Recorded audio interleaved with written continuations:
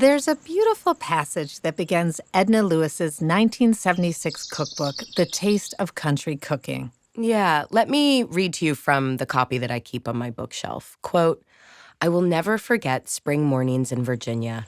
A warm morning and a red sun rising behind a thick fog gave the image of a pale pink veil supported by a gentle breeze." The woman behind this lyrical, romantic prose is known as the Grande Dame of Southern cuisine. Edna Lewis. She was a chef and a cookbook author whose memories and devotion to the delicious, fresh flavors of her childhood changed the way that we think of Southern food. And today, in our special series on culinary pioneers, The women who defined how we eat, cook, and talk about food, we'll explore the life and gourmet finesse of Edna Lewis. This is The Story Exchange. I'm Colleen DeBase. and I'm food historian Victoria Flexner. Right off the bat, let's make it clear. Our previous episodes have focused on women who time may have forgotten. MFK Fisher, Cecilia Chiang, Lena Richard. But Edna Lewis, who died in 2006 at age 89, certainly holds a prestigious position today in the food community. That's right. There are classes taught about her. There are hot chefs today who emulate her, like Savannah chef Mashama Bailey. Here she is in a PBS special talking about how she was inspired by Edna's cookbooks focused on flavors from the garden, the farm, and the lakes. So our menu is broken up into 4 different sections. And so it's dirt, water, pasture, and pantry in respect to Edna Lewis's book. There's also been a postage stamp dedicated to Edna Lewis, along with celebrity chefs like James Beard and Julia Child. And she was even featured on Jeopardy! Southern chef Edna Lewis was an early proponent of this movement, food locally sourced and direct to your plate. Megan, what is farm to table? That's right. But unlike many of the food personalities we see today who have their own TV shows and big social media followings, Edna Lewis was understated, reserved. People have even described her as shy. Although apparently she had sort of an aura about her. Vic, I know you spoke with Scott Peacock, her longtime friend. Yeah, he described meeting her at a party in Atlanta in 1989. That's the first time I saw Miss Lewis. And it was profound. I mean, she didn't look like anyone else. She seemed to be 10 feet tall. It was just a majestic and also quiet presence. Well, I think it's fair to say that the average person might not know about Edna Lewis. Yeah, and I doubt a lot of people realize her influence, not just on Southern cuisine, but on how we source and consume food in general. Her recipes, real historic Southern recipes, are all about cooking with fresh ingredients that are in season and local. Yeah, being from the Northeast myself, I'm guilty of thinking that most Southern food is fried, heavy, heart attack on a plate sort of stuff. Yeah, you're not alone in that. But that's not Edna Lewis's South. In her cookbooks, a typical recipe for an early spring dinner of braised mutton, which that's meat that comes from an older sheep, right after the flock has been sheared and culled, would be served alongside thin sliced fried white potatoes, wild asparagus found along the fence row, and a beautiful dessert made from fresh milk and garnished with early ripened raspberries. Yum. And all of this, of course, is why we're dedicating an episode to her today. Stick around.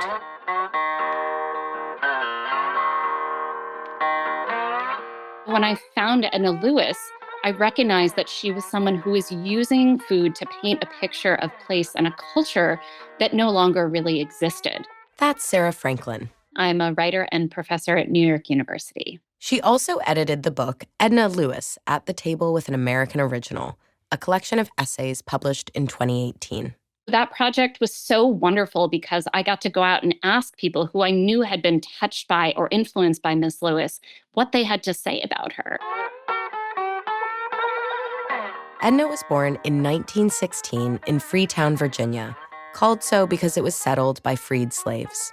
These autonomous Black communities that were founded after the end of the Civil War, they existed all over the American South, but there's very little documentation of them. That's not by accident. Freetown, which was a farming community of about 12 different families, was really Lewis's North Star.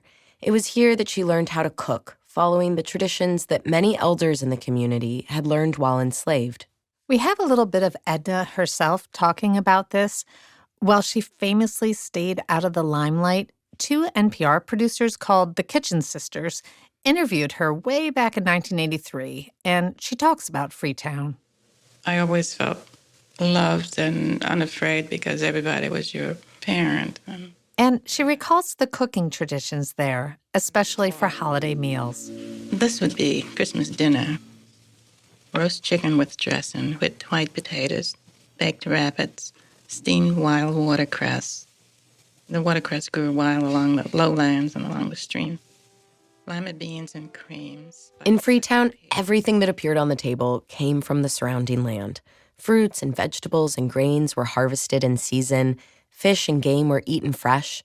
Edna grew up with a sensibility and understanding both for the labor that went into producing and cooking food, but also to how much better food tasted when it was picked and cooked freshly. At 16, Edna left home to find work. She was part of the Great Migration North and eventually landed in New York City. For a time, she worked as a seamstress, even making a dress for Marilyn Monroe herself.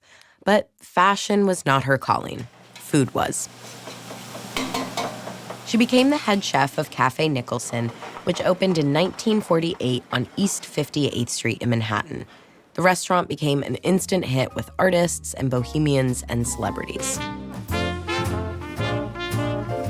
Regulars included Tennessee Williams, Gloria Vanderbilt, Eleanor Roosevelt, and Truman Capote, a Southerner himself who apparently used to go straight into the kitchen to ask Edna to make him biscuits. By the late 1960s, early 70s, Edna Lewis was catering very, very Tony dinner parties for New York's elite, the vast majority of whom were white. And word got around about her. just as she was becoming a renowned caterer, Edna broke her leg, and temporarily unable to cook, she began to write her seminal cookbook, The Taste of Country Cooking. And it's worth noting that her editor and collaborator was Judith Jones, who is the same editor who helped propel Julia Child to fame. The Taste of Country Cooking, it was then and remains my favorite cookbook, but also my favorite work of American history. Huh. What do you think she meant by that? I asked her. I think very often people don't think about cookbooks as receptacles and as venues for history, but that book is an incredibly powerful work of revisionist American history. It's a Trojan horse. I think what she meant by that is that the historical pain of the African American experience in the South is not the central focus of this book. Instead, its focus is on community and family and the food used in celebrations. She used beautiful, accessible, totally delicious and appealing recipes to draw folks in who might not have been interested in learning that history or who might have fundamentally disagreed with its existence or with its position. I mean, it's why food is such an important medium to study the past, because when people don't leave a lot behind, like written records, one way to access someone's life is by cooking what they cooked and eating what they ate. I agree with that, and I think it's really important to add here that food is still not taken seriously as a source of historical documentation. And that is in part because it's ephemeral, right? You cook a dish, you eat it up, and it's gone, but also because it's women's work.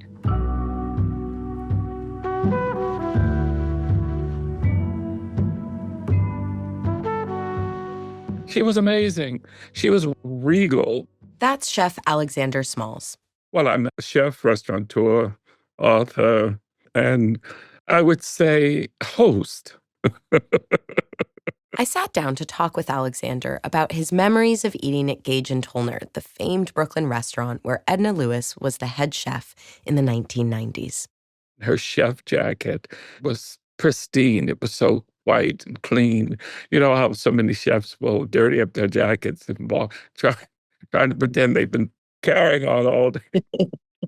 She was so elegantly put together. She had this gorgeous silver hair, and she was engaging. You know, I was surprised to learn how much time Edna, known for Southern cooking, spent in New York City. Well, actually, in the 70s and the 80s, she did go back down to the South, working at various restaurants in North and South Carolina. Honestly, I think there was quite a lot of financial instability in her life. Despite the popular cookbooks and the national recognition, she often went where there was opportunity. Yeah, I know the restaurant industry is a tough one, even for successful chefs today. It really is. And toward the end of her long career, Edna came back north for the job at Gage Tolner. I couldn't get a reservation, but I could sit at the bar. And I did. I planted myself at the bar, what seemed like days, probably an hour or two, waiting for her to come out on break or something. When Edna eventually came out of the kitchen to do her rounds in the dining room, Alexander managed to get her attention. I confided in her that I wanted to be a chef. And she said, well, you should do it if it's a passion for you. And I said, it is a passion for me, and it's kind of unfinished business. And she said, well, you won't know what it is until you create it for yourself. It was a beautiful moment.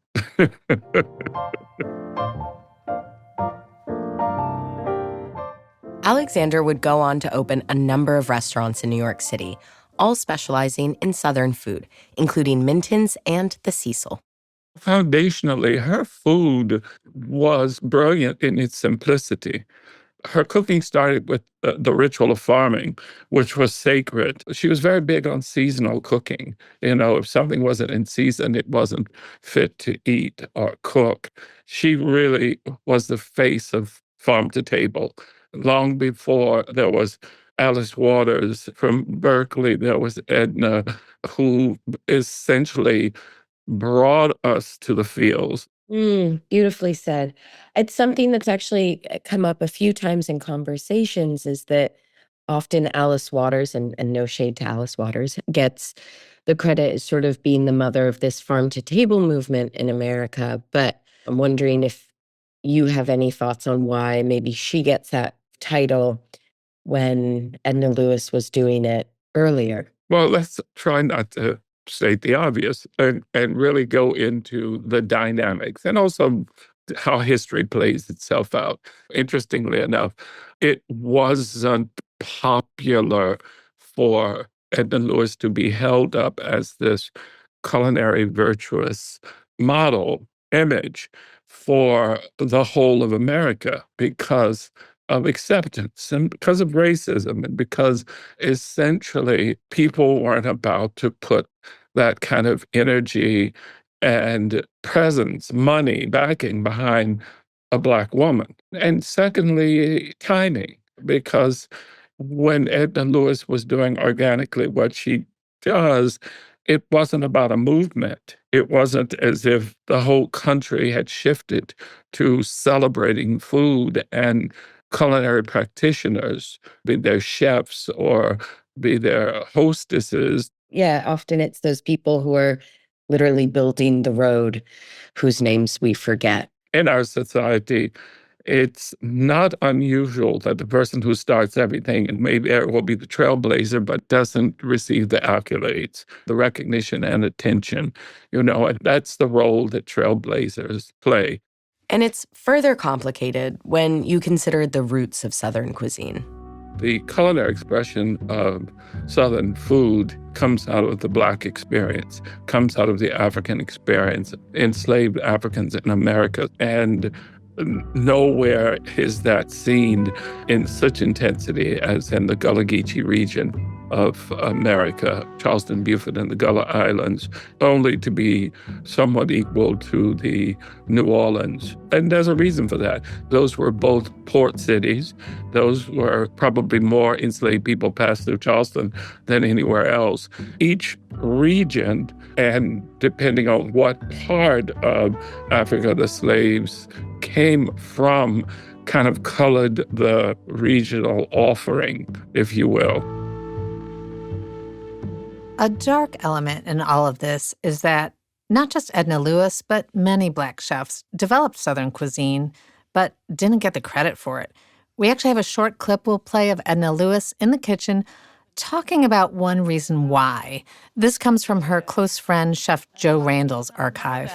Blacks developed the menu and whites written it down because at that time blacks couldn't read and write. And then, as a matter of fact, they weren't allowed to. So naturally, the whites put it down, and they didn't say blacks did it, but they just put it down. Yeah. And then when the book was published,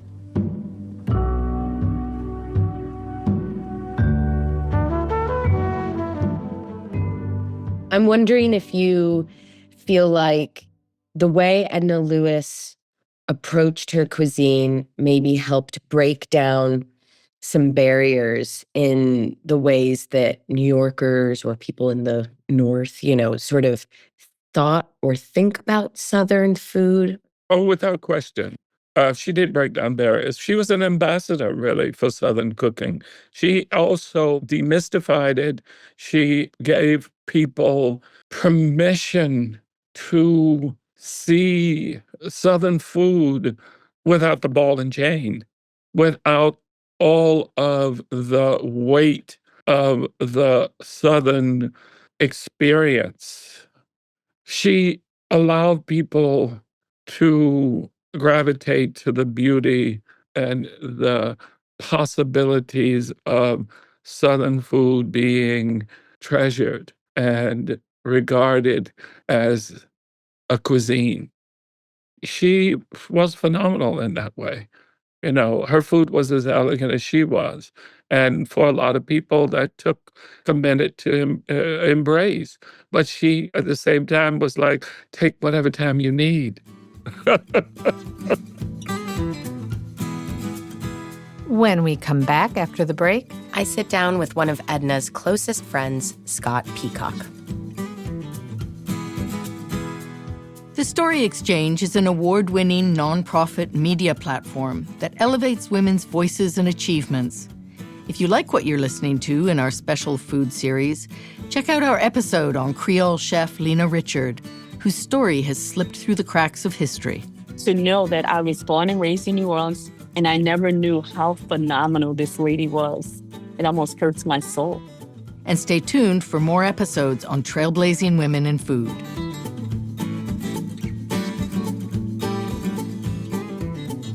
Welcome back. Today, we're spending some time with Edna Lewis, the famed chef and cookbook author, who helped to change the way we think about Southern food. There's a famous essay that Edna wrote called What is Southern that was published in Gourmet magazine. It's a love letter to the South, which can't be thought of as a monolith, of course, but rather a place with diverse culinary traditions. Southern is a pot of boiling coffee sending its aroma out to greet you on your way in from the barn. Southern is a walk along the streams in September to find out if the fox grapes are ripening. Southern is fresh-made corn fritters, light and crisp enough to fly away. Southern is hunting season, a time that men take off to hunt rabbits, squirrel, opossum, deer. Southern is a moss rose, a camellia, a buttercup, a tea olive tree sending its fragrance through the air and into the kitchen. When non-Southerners, and maybe even some Southerners, think of the South, they think of it as one place and one people, one region, and nothing could be further from the truth. That is Scott Peacock, Edna Lewis's dear friend, roommate, and cooking confidant. Yeah, the two had a fairly unusual relationship late in Edna's life. They met and bonded over a shared love for Southern cuisine, eventually writing a cookbook together.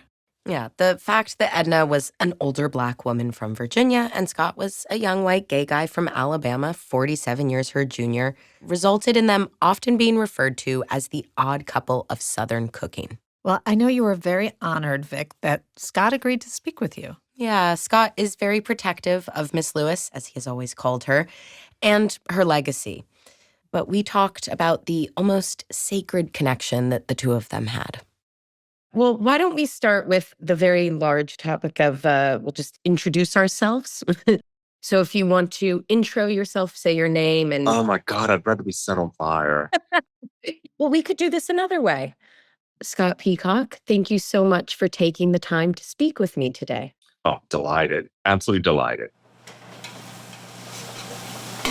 It was 1988 when a 20-something Scott was working as the chef for the governor of Georgia that he first learned about Miss Lewis. He remembers being in the kitchen with colleagues, flipping through a food magazine feature on chefs. There were all of these American chefs, none of whom I knew who they were. They were mostly men. They were all white, with the exception of one woman who was extraordinarily striking and stood out. And I said, who is that? And I remember Art said, oh, that's Edna Lewis. I'm like, who is Edna Lewis? Sometime later, Edna was coming down to Atlanta to cook a big fundraiser dinner. Scott just knew that he had to get into that dinner and meet her. Honestly, not a dissimilar story to the one that Alexander Smalls told me about going to visit her at Gage and Tolner in the 90s. It does seem like people were just really drawn to her and what she was doing with food.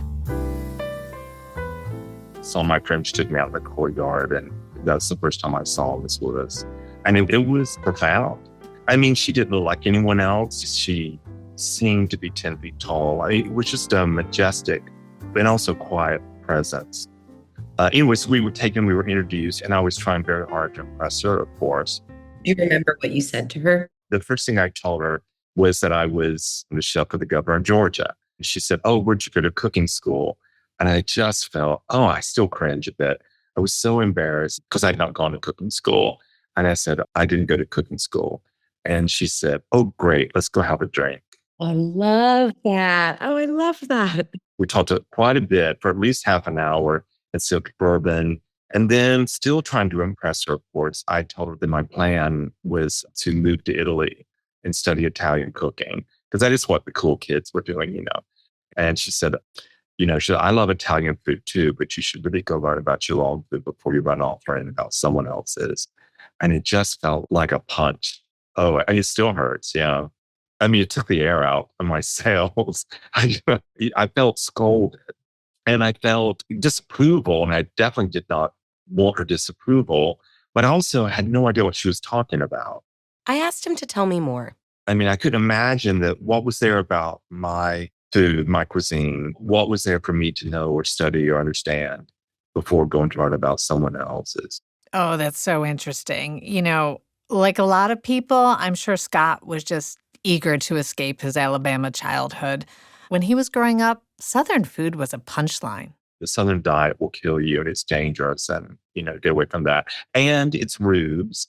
It's rubes and unsophisticated. It was very much not what the cool kids were doing. I am curious to kind of go back to you and Miss Lewis meeting all those years ago. And obviously you hit it off, a friendship formed. A year later, the phone rang. Edna was coming back to town again to cook another fundraiser dinner, and she needed an assistant in the kitchen. Scott was asked if he would help cook. She had brought a box, like 100 pounds of pie dough from Gage and Tolner in Brooklyn. She arrived with that, dragging it down the train platform. Then she entrusted me with rolling out the pie dough for all the pies and cobblers.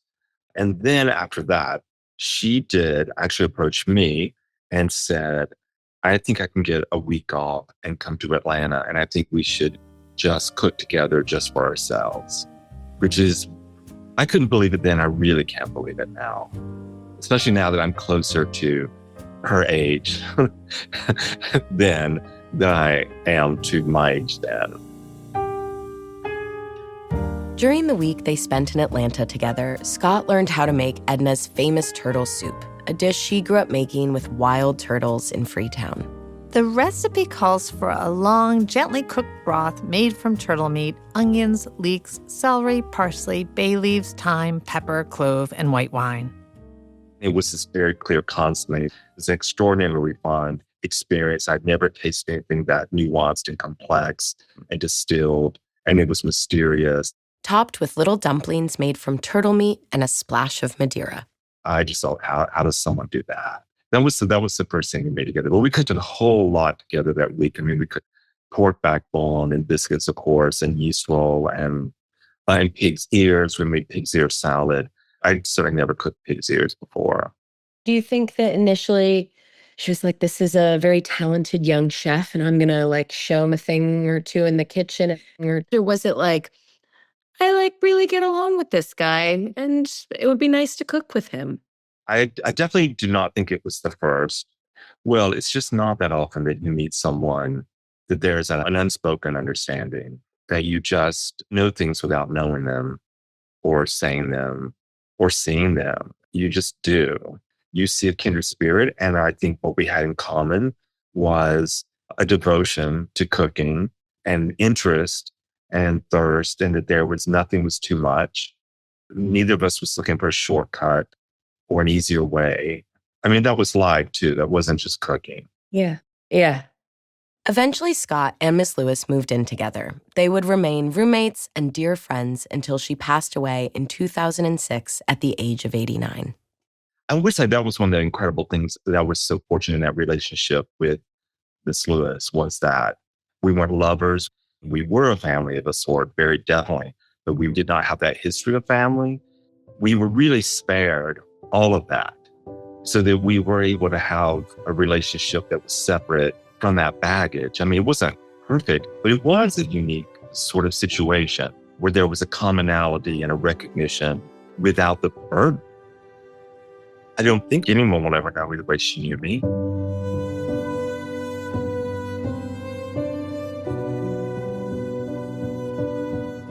Something nice about Edna Lewis's story, in contrast to our last episode, which was on New Orleans chef Lena Richard, is that Edna lived a long life and was recognized in her time. Yeah, in 1995, Edna was the first ever recipient of the James Beard Living Legend Award. And in 1999, she was named a Grande Dame by Les Dames d'Escoffier. I think she appreciated being recognized and being acknowledged.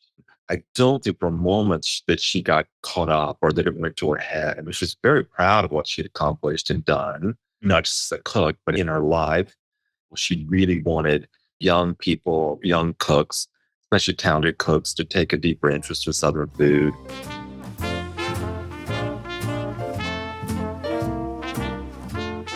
As we reach the end of this episode, I wanted to ask you, Vic, have you ever cooked any of Edna's recipes at home? I actually have. The first recipe of Edna's that I ever made was from The Taste of Country Cooking. Okay. And it was the braised mutton spring dish that we spoke about earlier.